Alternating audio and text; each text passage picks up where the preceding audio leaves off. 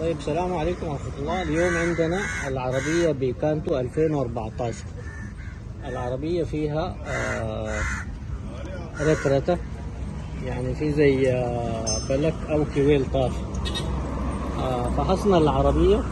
عندنا الأكواد الآن الموجودة، عندنا الانتيك كامشاف بوزيشن اللي هو بي دبل 011، وعندنا تاني واحد الأكسجين سنسر سيركت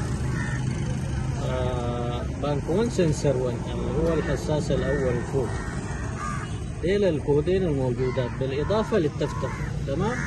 هنستخدم عشان نتأكد من موضوع التفتفة دي، هنستخدم الجهاز الخاص بفحص الكويلات الموجود قدامنا.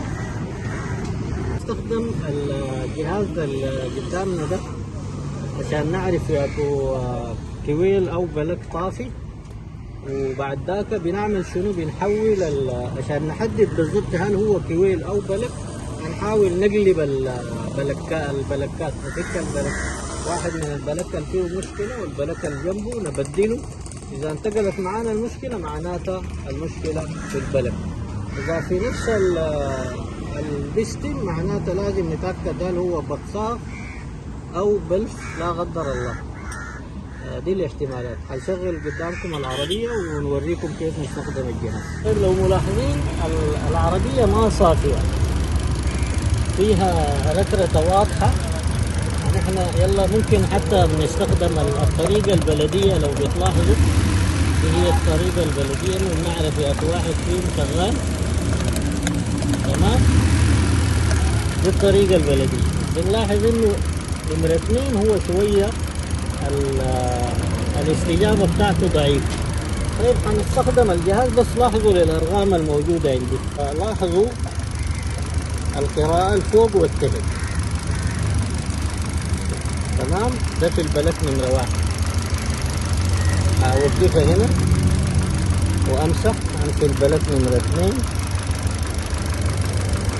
ملاحظين هنا القراءة فوق 3 ماكسيموم، تحت هنا 0. اوقف وامسح في البلك نمرة 3.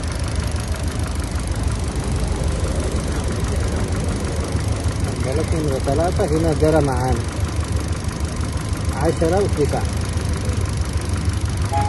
وامسح وامشي البلك نمرة 4 برضو 9 و8. يعني كل البلكات عندها قراءة ما عدا البلك نمرة 1.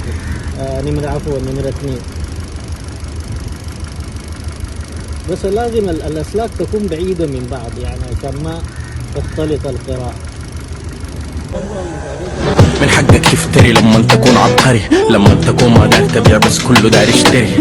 نصنف مكانات، نصنف كناكيش، سامنقوش ما باكل الا مناقيش. شماعة ظابطة والله لو لابس خيش، كله قاعد يجيب في سيرتي عشان اسمي بياكل عيش. والله حزين. نحن غيرنا البلكات، وده هو البلك كان نمرة 2. لو لاحظتوا حتى شكله هنا تختلف عن اللمعة هنا، تختلف عن اللمعة هنا. فلقينا انه في موية كان موجودة على البلك من فوق الفيشة بتاعت الكويت. فالبلكات ذاتها كان حالتها اصلا منتظرة. غيرنا البلكات. الحمد لله السيارة العربية هسه صافية تماما، ما فيها اي ركبة. ودي كان حلقتنا اليوم. شكرا جزيلا.